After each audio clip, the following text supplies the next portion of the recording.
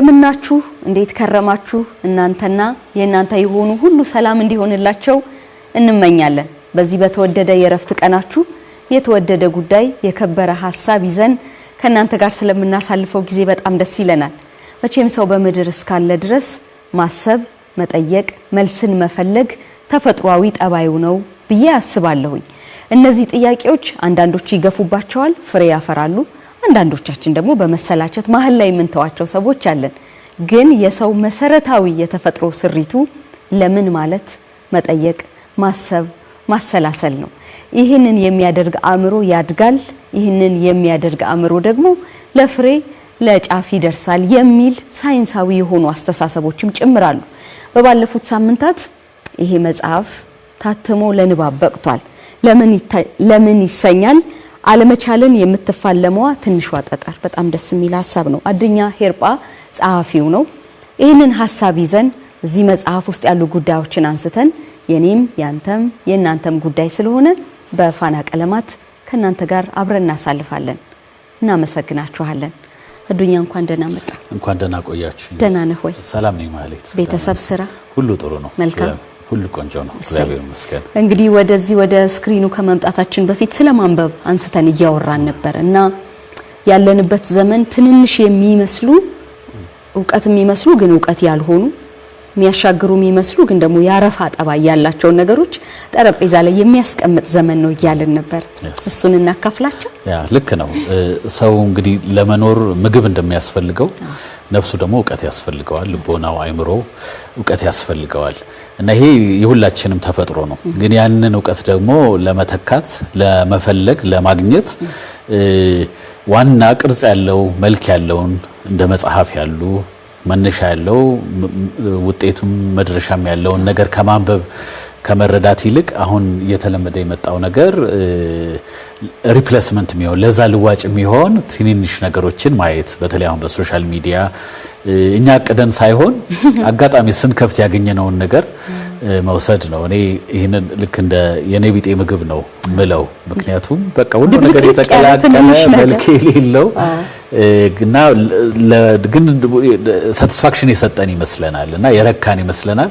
በኋላ ግን ብዙ የማያሻግር ነገር ነው እና አይ ቲንክ ደርዝ ያለው ጥልቀት ያለውን ነገር ጥሩ መጽሐፍትን እያየን እየመረጥን ማንበብ፣ ጊዜ መውሰድ በጣም አስፈላጊ ነው። አብዛኞቻችን ምን ይሆናል በቃ ባገኘነው ጊዜያችንን እያሳለፍን በኋላ መድረስ የምንፈልግበት ቦታ ላይ አንደርስም እና ደህና እንመስላለን፣ ደህና አይደለም። ብዙ ሰው ደህና ይመስላል ግን ደህና አይደለም። የእርጋታውን የመንፈሱን ስክነት እንደዚህ ስናይ ብዙዎቻችን ደህና አይደለም።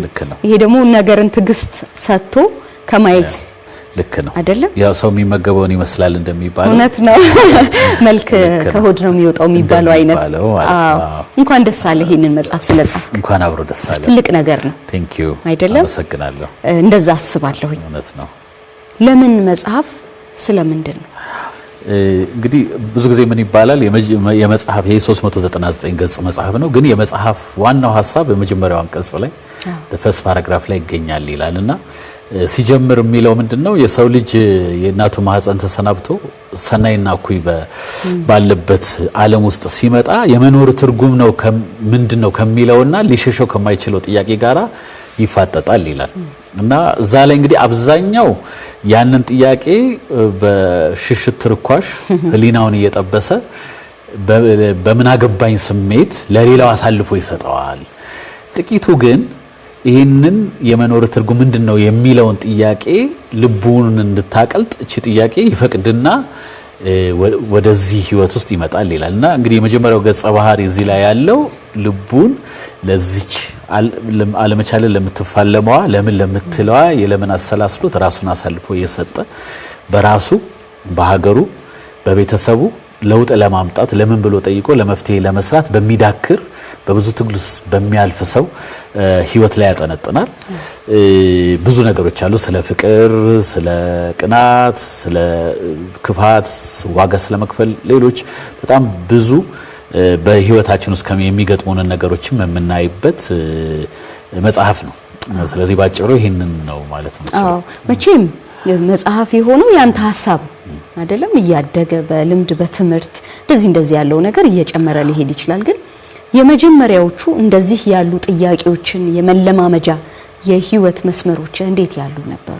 ወደዚህ መስመር ያመጣ እኔ ገጠመኝ ነገር ምንድነው የዛሬ 13 ዓመት ኮትሪቫር የሚባል አገር ስብሰባ ሄጄ ነበርና እንደው ሻይ ስንወጣ አንድ ሰው መጣና ጠየቀኝ ከየት ሀገር ነው የመጣኸው አለ። የተለመደ ጥያቄ that's ፈርስት ኢንተሪ ነውና ከኢትዮጵያ ነው የመጣሁት አልኩት። ከዛ በጣም ማላስበውን ነገር ነገረኝ። እኛኮ ሲርበን አይፊል ኢትዮፒ ነው የምንለው አለኝ። ኢትዮፒ ደግሞ ፈረንሳይኛ ሾክ አደረገኝ ማለት ነው። እና ያንን አሰብኩ ቀን ሙሉ ሳሰላሰል። እሱ እንደ ቀልድ ነው ያለው፣ ብዙ የሚጎዳኝም አልመሰለውም። ግን ወደ ክፍሌ ገባሁና አንድ ግጥም ጻፍኩኝ። ትንሽ የግጥም እንደዚህ አይነት እንትን አለኝና ምን ብዬ ጻፍኩ? በለምን በሬ ላይ ጠምደን ሞፈርና ቀንበር ስንት ዘመን አለፈ ስንገፋፈር ድንግል መሬት ታክፈን መራብ ሲሆን ጣ ከሀገሬ ልጆች ለምን የሚል ታጣ የሚል ጥያቄ ነው ውስጤ የመጣውና ይኸው በበሬ ማረስ ከጋሪዎች ቀጥሎ ያለ የብረት ዘመን ኢኖቬሽን ነው። ብዙ ትልቅ እንትን አይደለም። እንደውም በኋላ ሳይ አንዳንድ የፈርዖኖች ኢኖቬሽን ተብሎ ግብጽ ሀገር ሙዚየም ውስጥ ተቀምጧል። ይሄ ሞፈር ቀንበሩ ማለት ነው ማረሻው። በዛ ያረስን እንዴት ነው ኩዌስችን ማናደርገው? እንዴት ነው ማንጸየፈው? ይሄ ለምን የሚለው ነገር ውስጣችን ሊፈጠር ያስፈልጋል። ለራሳችንም በቤተሰባችንም በሀገራችንም የሚል ሀሳብ መጣ። ያ ነው እንግዲህ በምንድነው ይሄንን ነገር ዲፊውዝ ማደርገው ብዬ ሳስብ እንግዲህ ያደገ መጥቶ ወደ መጽሐፍም ወደ ብዙ ንግግሮችም ወደ ብዙ ግጥሞችም የመጣው ማለት ነው። ሰው እንግዲህ ይሄ ነው በጣም ይገርምን ትሪገር ያደረገኝ። ማይረሳ የሚሆነው ለዛ ይመስለኛል። በመስመሮችም ብዙ አጋጣሚዎች አሉ። እዚህ መጽሐፍ ውስጥ ሳነብ የብዙዎቻችንን ህይወት ይመስላል። ምናልባት የብዙዎቻችን አይነት የትዳር ልምድ የብዙዎቻችን አይነት የመስመር እንደዚህ ያሉ ነገሮች አሉት። የአበበና የሃዊ ህይወት በብዙ መንገድ የሚታይ ይመስላል። ግን አበበ በጣም ጠንካራ እንደው በጣም ይሆናል በገርባይነት ያለበት አይነት ገጸ ባህሪ ሆኖ አግኝቼዋለሁ። ሰው እንደዛ ነው እንግዲህ ያው የመጀመሪያ መልከታሽ ምናልባት በጣም የተጫነሽ የሚታዩ ጠንካራ የሆኑ ብርታቶች ስላሉ ነው። አይ ቲንክ አበበ እኔም ብዙ መወድለት ፐርሰናሊቲ ያለው የትኛው በጣም ደስ የሚል የትኛው አይ ቲንክ አንደኛው ምልስ ማለቱ ነው። ግትር ብሎ አለመቅረቱ ነገሮችን ማየቱ መጠየቁ ማሰላሰሉ እና ይቻላል ማለቱ በጣም ኦፕቲሚስቲክ ነው። ይሄ አለመቻል የምትፋለመው ትንሿ ጠጠር እሱን ይወክለዋል። ለምን ብሎ የሚጠይቃቸው ነገሮች ብዙ ሰዎች ያልጠየቋቸው ያልደፈሯቸው ያልሄድንባቸው መንገዶች ናቸው። ነገሩ ከሰራን ከጣርን ሰዎች ላልሄዱባቸው ለውጥ ለሚያመጡ ነገሮች ነው። ግን በዛው ልክ ደግሞ አበበ በጣም ሱፐር ሂሮም ደግሞ አይደለም። በጣም ደካማ ነገር አለው። መለስ ብለን ስናይ በጣም ቁስል ያለው ሰው ነው። ብቸኝነት የሚያጠቃው ሰው ነው። ብቸኝነቱ ብቻ ሳይሆን ለብቸኝነቱ መድኃኒት ምቾት ከሌላ ስፍራ የሚፈልግ ሰው ነበረ። በዛ ምክንያት ብዙ ስህተቶች ብዙ ጥፋቶች ተዳሩ ላይ እንዲነገርበት ካልፈለግሽ አይ በጣም አድራቂ ኮርስ እንደ ሰው ምልስነት ወድጃለሁ። እውነት ለመናገር ደስም ይላል እንደ ሰው አይደል? ቶሎ ምልስ የሚሉ ሰዎች ልክ ነው። ሀሳብ ላይ ተደዋውለን ስናወራ እነዚህ ነገሮች እንድናወራ ፈልጋለሁ ብዬ ስለው ጥሩ ሀሳብ ነው ደስ ይለኛል አልከኝና ስለ አካል ጉዳተኝነትም እንድናወራ ፈልጋለሁ አልከኝ። ምንድነው እንድናወራ ይፈልጋል? አይ ቲንክ አበበ አካል ጉዳተኛ ነበረና ትልቅ በዚህ መጽሐፍ ውስጥም አይ ቲንክ በደንብ ፋይት አበበም ሲያደርግ የነበረው ነገር ችግሩ አበበ ወይ አካል ጉዳት አለመቻል አይደለም። አንዱ አሁን ስለ አለመቻል ስናስብ አካል ጉዳት አለመቻል የሚሆነው ከአካል ጉዳተኛ ከኢንቫይሮመንቱ ከአካባቢው ጋር ከሰዎች አስተሳሰብ ጋራ ከተለያዩ ባሪየሮች በጣም ተግዳሮት ከሆኑ ነገሮች ጋራ ሲገናኝ ነው አካል ጉዳት። ለምሳሌ አበበ አውሮፓ ውስጥ ቢሆን በጣም ያደጉ ሀገሮች ውስጥ ቢሆን ተነስቶ ከዚህ በባቡር ሄዶ መውረድ የሚፈልግበት ቦታ ላይ ባቡሩ ላይ አብርቶ ከዛ አድርጎ አዳማ 10ኛ ፎቅ ላይ ያለ ስብሰባ ያለምንም እክል ሊሄድ ይችላል። ስለዚህ ችግሩ አካል ጉዳቱ ሳይሆን ችግሩ እኛ ነን፣ ችግሩ ህብረተሰቡ ነው፣ ችግሩ አካል ጉዳተኛው አይደለም። ምክንያቱም አካል ጉዳተኝነት አለመቻል የሚሆንበት አጋጣሚ አለ። ምን ከሆነ እኛ ከተለወጠ አስተሳሰባችን ከተለወጠ ትዝ ይልሽ እንደሆነ ገና የመጀመሪያው ምዕራፍ ላይ አበበ ለሚስቱ ሆስፒታል ሄዶ መውጫው ላይ ሊከፍል ሄዶ ለሱ አይመችም። ምክንያቱም ሳይዙ የመክፈያው ፔ የሚከፈልበት ቦታ ለዊልቸር ላለ ሰው አይደለምና ከዛ ጀምሮ ነው እንግዲህ ቻሌንጅ የገጠመው። ከዛ በኋላ ደግሞ ስናይ አለመቻልን የተፈቀደለት ሰው ነው አበበ። አንዱ ኢንተራክሽን እሱን ትንሽ መናገር ፈልጋለሁ። አለመቻል የተፈቀደለት ሰው ስል ሲጠይቃት በኢንተራክሽን ውስጥ አንድ ሰው ሙሉ እግር ኖሮት ሲለምን ብታይ ምንድነው የምትዩ ሲል እጅ አለ እግር አለ ለምን ሰርታ አልበላም ነው የምትምለው አለች ሴትዮዋ። ዋቲፍ አካል ጉዳት እጅና እግር ባይኖረውስ አካል ጉዳተኛ ቢሆንስ? ያ ከሆነ ይፈቀድለታል። ያ አስተሳሰብ ምንን ያሳያል? ነገ እቺ ሴትዮ ባንክ ማኔጀር ሆና ለአንድ አካል ጉዳተኛ ሲመጣ የባንክ ብድር ላትፈቅድለት ትችላለች። ምክንያቱም አካል ጉዳተኛነት አይሰሩም አያደርጉም። ግን እዚህ ላይም ክሊርሊ እንደተመለከተው እንደውም አካል ጉዳተኞች ኢሞሽናሊ ኢንተለጀንት ናቸው ከሚያልፉበት ነገር የተነሳ ጥናቱ የሚያሳየው ይሄንን ነው። ስለዚህ በተቻለ በጠን ለነዚህም ደግሞ ብዙ ጊዜ ሚስ አንደርስቱድ ለሚደረገው የህብረተሰብ ክፍል ድምጽ መሆንም በጣም ቆንጆ። ለምን ብሎ የሚጠይቅ አእምሮ ምን አይነት ነው? የመደበኛ ሰው ነው ወይስ በብዙ መንገድ በብዙ ህይወት ያለፈ? እንግዲህ ለምን ብሎ መጠየቅ ባይዘው በጣም ናቹራል ነው፣ ተፈጥሯዊ ነው። ገና በልጅነት ነው። እንግዲህ ከ3 ዓመት ልጆች ጋር ብትይ ይሄ በደንብ ይገባሻል። ልብ ነው የሚያውቁት። ልብ ነው የሚያውቁት። እና የተለያዩ ስተዲስ አሉ። አንደኛው ኦብዘርቬሽናል ስተዲስ ልጆቹን በማየት ነው። ሁለተኛው ደግሞ ወላጆቻቸውን በመጠየቅ ነውና ቁጥሮቹ ይለያዩ እንጂ እንደውም አንዳንዶቹ ከ100 ጊዜ በላይ ይጠይቃሉ ይባላል። ግን ያው ይሄ ጠያቂነት ሊደርቅም ይችላል፣ ሊሳሳም ይችላል፣ ሊከሳም ይችላል፣ እንደገና ሊፋፋም ይችላል።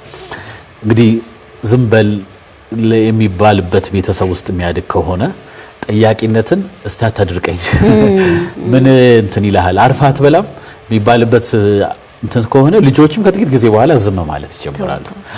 እንደገና ደግሞ ነርቸር ልናደርገው ደግሞ እንችላለን፣ ልንከባከበው እንችላለን። ልክ አንድ ተክል ውሃ፣ ፀሐይ፣ አፈር እንደምንለው ለምን ባይነት ጠያቂነት በደንብ ልምድ ሊሆን ይችላል ማለት ትክክለኛ አጠያየቅ እንድንጠይቅ፣ ለመፍትሄ እንድንጠይቅ፣ ሰዎችን ኢንጌጅ አድርጎ አብሮ እንዲሰሩ ከኛ ጋር እንዲቆሙ በሚያደርግ መልክ እንድንጠይቅ ደግሞ ማሰልጠን፣ ማስተካከል፣ ሼፕ ማድረግም ደግሞ አለ። ስለዚህ ለምን ባይነት ገና ስንጀምር እኩል ነው እድል የሚሰጠን። በኋላ ግን በህይወታችን ኤክስፒሪየንስ ከምናደርገው ነገር የተነሳ ጠያቂነት በፍርሃት እየተተካ አገርን ዋጋ ያስከፍላል፣ ዙሪያችንን ዋጋ ያስከፍላል። ጠያቂነት ደግሞ በጣም ሲለመልም ሲያድግ ደግሞ በጣም ሁሉ ነገር ጠያቂ የሚሆኑ ልጆች፣ በእያንዳንዱ ነገር ስለ መፍትሄ የሚያስቡ፣ በእያንዳንዱ በሚያጋጥማቸው ነገር እድገትን የሚያስቡ ጄነሬሽን ደግሞ ተመራማሪ ጄነሬሽን እምቢ የሚሉ በበሬ ለምንድን ነው የምናርሰው? ቅድም እንዳለው የሰው አቅምም ደግሞ ቀላል አይመስለኝም አይደለም። የሰው አእምሮ በጣም እኮ ከባድና አደገኛ ነገር ነው። እያወራህ ምንድነው አስቤ ነበረ የጥያቄ አቅም መኖሩ በጣም መልካም ሆኖ ደግሞ አቻ የሆነ መላሽ የምናገኝባቸው መንገዶች የሚያስፈልጉ ይመስለኛል። መጠየቅ ብቻውን ብዙም በጣም ጥሩ ነው፣ ግን ደግሞ ስለዚህ ስለመጠየቅና የመላሽ ተመሳሳይ ጠረጴዛ ላይ መሆን ሳያስፈልግም ጠያቂው ስለመጠየቅ ብቻ አይደለም ማሰብ ያለበት። ሲጠይቅ ለመተቸት ዳር ቆሞ ለመታዘብ ከመጠየቅ ያለፈ መላሹንም ኢንጌጅ በሚያደርግ መልኩ ጠያቂ መሆን አለበት። ምን ማለት ነው? አብዛኛው አሁን እዚህ መጽሐፍ ላይ አበበን ካራክተሩን ስታዩ ዝም ብሎ ዳር ቆሞ የሚታዘብና የሚተች አይደለም። ስለ ሀገራችን ስለ ቱሪዝም ትልቅ ለውጥ አምጥተዋል። ስለ ኢትዮጵያ እግር ኳስ የራሱን ሪሰርች ሰርቶ መንገዶቹን ፍኖተ ካርታ አዘጋጅቶ ነው ለምን ብሎ የጠየቀውና ለምን ብለው የሚጠይቁ ሰዎች ከነ መፍትሄው ቢጠይቁ አንድ፣ ሁለተኛ ሩት ኮዙ ላይ ዋና መንስኤው ላይ እንጂ ሰዎች ላይ ባያተኩሩ የበለጠ ጥሩ ይሆናል። የበለጠ ሰዎችን ኢንጌጅ ያደርጋሉ። ለኔ አሁን ትልቁ ማስተላለፍ የፈለኩትም ነገር እሱ ነው። ያንን እንዳለ ሆኖ ደግሞ አሁን ወደ መላሹ ሲሄድ በትክክል አቻ የሆነ ሩብ የሚሰጥ ሰው ያስፈልጋል። መሪዎች ፓሲቭ የሆነ ሰው ዙሪያቸው ካደረጉ እድገት አይኖሩም።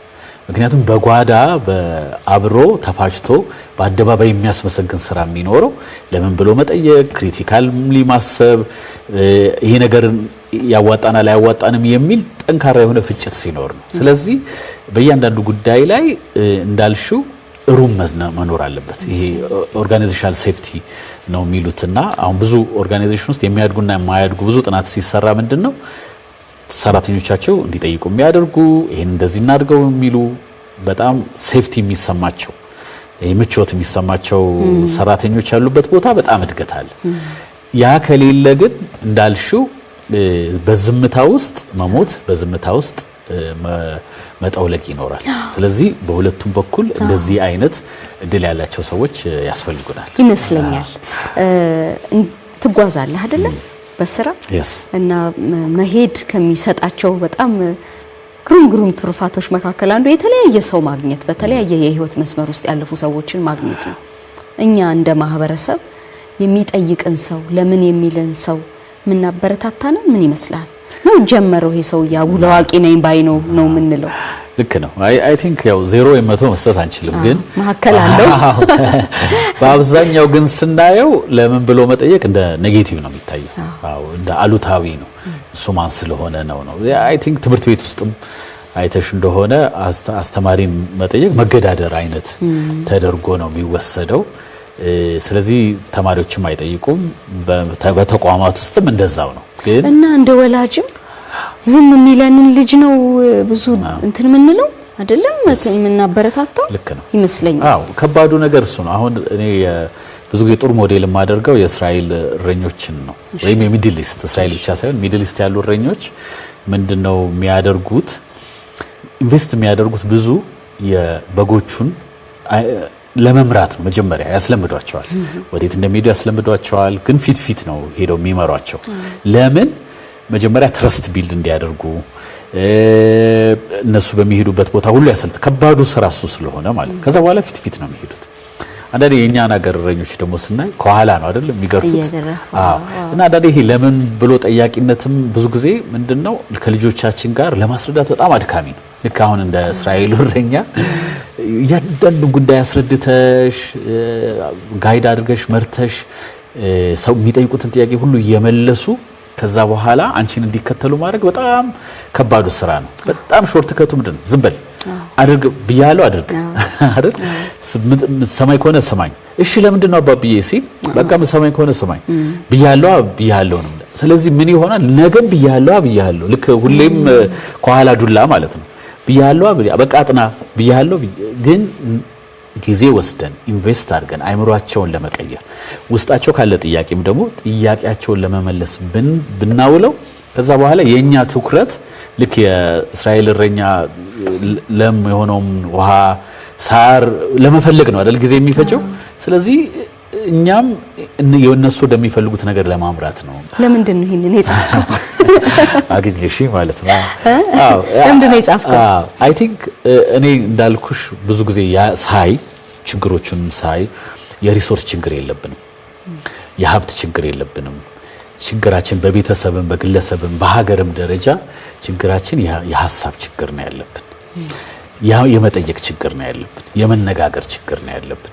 በእያንዳንዱ አሁንም በምናልፈባቸው ነገሮች ውስጥ በድግግሞሾች ውስጥ ያሉትን ነገሮች ሁሉ ስናይ ሲምፕተሞችን ማከም አለ አይደል? ይሄ የሚታየው የእሳት የማጥፋት ስራ ስሩን ፈልገን ምክንያቱም አሁን the 5 whys አሁን ጃፓኖች የጀመሩት እንትን ነው ካይዘን ሜተድም ላይ ሌሎች መንገዶች ላይ ለምን ብለው 5 ጊዜ እስከ 7 ጊዜ ይጠይቃሉ። አንድ ነገር ለምን ሆነ ይጠይቃሉ። ራስን አመመሽ፣ ለምን ራሴን አመመኝ፣ እንደዚህ ስለሆነ ለምን እንደዚህ ስለሆነ እያሉ ይጠይቃሉ። ከዛ ዋናው ስር መሰረት ላይ ይሄዳሉ። ከዛ መፍትሄ ያገኛሉ። ስለዚህ ይሄንን ነገር እንዴት ነው መለወጥ የምንችለው ስንል አገር የምትለወጠው የአስተሳሰብ ሲለወጥ ነው። የአስተሳሰብ መዋቅራችን ካልተለወጠ፣ ነገሮችን የምናይበት አተያይ ካልተለወጠ፣ ሁሉም ሰው ልክ አገር ሁሉም ቤቱን ቢያጸዳ አገር ትጸዳለች እንደሚባለው ሁሉም ሰው ለምን ብሎ ተቋሙን ቢያስተካክል፣ እንደ ኢንዲቪጁዋል ደግሞ ራሱን ቤተሰቡን ቢያስተካክል አገር ይገነባ። አገር የሚገነቡትን ምሰሶዎች በሙሉ ማስተካከል ይችላል። እና ይህንን ደግሞ ለማድረግ በጥሬው ከማውራት ይልቅ በስቶሪ ብናደርገው ጥሩ ነው። ትምህርትህ የስራ ልምድህ አግዞሃል እንደዚህ ሀሳብ እያደገ እንዲሄድ? አዎ አግዞኛል ብዬ አስባለሁ። አንደኛው ነገር መጀመሪያም እኔ ከኢንፎርሜሽን ሲስተም ነው መጀመሪያ የተማርኩት። ከዛ በኋላ ሄልዝ ሞኒተሪንግ ኤንድ ኢቫሉዌሽን ነው የተማርኩት። ግን በጣም ደግሞ ብዙ የፕሮጀክት ማኔጅመንት፣ የኤክስኪዩሽን የተለያዩ ትሬኒንጎችን ወስጃለሁ። ከትምህርቱም ደግሞ በላይ የሄድኩባቸው እዚህም ሀገር እያለሁ የዓለም አቀፍ ኤንጂኦ ውስጥ ብዙ ሀገር ከተሞችን ሄጄ አይቻለሁ። ሰው የሚኖርበትን ኑሮ ህይወቱን ኦልሞስት ወደ 40 ፕሮጀክቶችን ማኔጅ ሳደርግ ነበር። ከዛ በኋላ ደግሞ በዓለም አቀፍ በዛው ድርጅት ውስጥ በዓለም አቀፍ ፖዚሽን ወደ 19 ሀገሮች ነው አሁን ኦቨርሲ የማደርገው። ሴንትራል አሜሪካ፣ ዌስተርን ሜዲትራኒያን፣ የፓለስታይን፣ ሌባኖን፣ አፍሪካ ውስጥ በጣም ብዙ ሀገሮች፣ ኤዥያ እነ ኢንዲያ፣ ፓኪስታን። ስለዚህ በእነዚህ ውስጥ ሁሉ ሲሄድ ያው የህዝቦችን ትግል ታያለሽ፣ ያለውን ሪሶርስ ማየት። አውሮፓም ደግሞ ያው የመስሪያ ቤቱ እዛ ስለሆነ እዛም የሚሄድ ዓላማ አለና በሁለቱም መካከል ያለው ልዩነት አይምሮአችንን የመጠቀምና ያለመጠቀም ነው። እዚህም ላይ እንግዲህ ስለ እርዳታም ሰፊ ነገር ጽፍ ያለሁኝ። ምክንያቱም ቶሎ ከሲስተም ሰፖርት ወደ ሲስተም ስትሬንግዘኒንግ መሄድ አለበት። ተቋማት መጠንከር አለባቸው። ከኤድ ወደ ትሬድ መሄድ አለብን። እንዴት ነው ገቢ የምናገኘው? ሁሌ በእርዳታ ተመልሰን እየተራብን ተመልሰን እየሰራን ሳይሆን ደህና ነው የሚያደርገን እርዳታ። ልክ ዘ ኢነሚ ኦፍ ቤስት ኢዝ ጉድ ይላል ዶክተር ማይልስ እና የጥሩ ነገሮች ጠላት መጥፎ አይደለም ደህና የሚባለው ነው። ደህና ስላደረገን በጣም ብዙ ሉዝ ያደረግናቸው ነገሮች አሉ። ግን ጠንክረን ራሳችንን አጠንክረን አገሪቱ ገቢ ማግኘት አለበት። ኤክስፖርቱ ማደግ አለበት። በሰርቪስ ሴክተሩ አሁንም ብዙ ጥሩ መልካም ጅማሬዎች አሉ። በእነሱ ማደግ አለበት። ብዙዎች ወደዚህ መጥተው በሚያፈሱት ገንዘብ የምናገኘው ገንዘብ ሊጣፍጠን ይገባል ከእርዳታ ከምናገኘው ገንዘብ።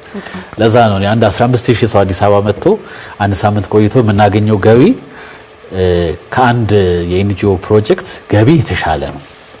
ምክንያቱም ራሳችንን አጠንክረን ስለሰራን። ስለዚህ የሚመጣውንም ደግሞ ያስፈልጋል አንዳንድ ጊዜ የሁማኒቴሪያን ሰፖርት፣ ግን መኖሪያችን መሆን የለበትም። ፋታ ለማይሰጡ ነገሮች ተጠቅመን ነገር ግን ራሳችንን አጠንክረን መስራት አለብን። ሀሳብ ሴሌብሬት ይደረግ፣ ሀሳብ ያላቸው ሰዎች አንቱ ይባሉ። ለውጥ በማምጣታቸው ነው ደግሞ ፕሮሞትድ መሆን ያለባቸውና የዛ አይነት እይታ እንዲኖረን ነው ለማድረግና ለመቀስቀስ ነው። ሁሉን አውቃ አይደለሁም፣ ግን እንደው ትሪገር ለማድረግና ለመጫር ሰው ነው ለመጫር ነው እና እሱ ይመስለኛል ፍጻሜም የሚያደርሰው ኤግዛክትሊ አይደለም። እና ለደሃ ሀገርና ለደሃ ማህበረሰብ ደግሞ የሚያስፈልገው ክብርና ስም ያለው ሀሳብ አይደለም። ኤግዛክትሊ ቆይታችንን በምን ብንዘጋው ደስ ይላል? ቆይታችንን አንደኛ ያው ለሁላችንም ይሄንን መጽሐፍ እንዲያነቡት ጋብዛለሁኝ። ያው ምንድነው የሚባለው የወለዱትን ሲስሙለት አይደል የጻፉለትን ደግሞ ሲያነቡለት ነው የሚባለው። እውነት ነው። ሁለተኛ ግን ሁላችንም በቤታችን ይሄንን ጉዳይ መነጋገሪያ እንድናረገው ነው። በተለይ ዝም ያሉ አዋቂዎች the silent majority has to come to the stage ወደ መድረኩ መጥተው ለነጋችን ስንል ነጋችንን ለመታደግ ዛሬ ቆም ብለን እናስብ እንጠይቅ እንጂ የሚል አጽንኦት መስጠት ነው የምፈልገው። በጣም አሁን የመጨረሻ ላይ ያልከው ሀሳብ ብዙ የሚያውቁ ብዙ ለሀገር ለማህበረሰብ ለግለሰብም የሚጠቅሙ ሰዎች አይ ብለው በመጋረጃ ክልል ስላሉ ለብዙ አላዋቂዎችና ለብዙ ደፋሮች ተላልፈን ተሰጠን እና መታችሁ አትርፉን አይደለ? አዱኛ በጣም ነው ማመሰግነው። እኔም በጣም አመሰግናለሁ። ድጋሚ እንዳስብ ስላረከኝ አመሰግናለሁ። ቴንክ ዩ። ይሄንን የሚመለከቱ ተመልካቾቻችንም ለምን እንደሚኖሩ ለምን እንደሚያዝኑ ለምን እንደሚደሰቱም ጭምር አይደለ ለመጠየቅ እድል ያገኛሉ ብለን እናስባለን። በትክክል የተወደዳችሁ ተመልካቾቻችን ዛሬ ባለፈው ሳምንት ተመርቆ የነበረውን ለምን መጽሐፍን ጉዳይ አድርገን ለምን የተባለውን ትልቅ ሐሳብም አንስተን ከአዱኛ ሄርባ ጋር ቆይታ አደረግን። በጣም ነው ማመሰግነው ስለመጣህ ድጋሚ በጣም እናመሰግናለን። እናንተ በያላችሁበት የረፍት የሰላም ቀን እንዲሆንላችሁ እንመኛለን። ፋና ቀለማት ይቀጥላል። እናመሰግናለን።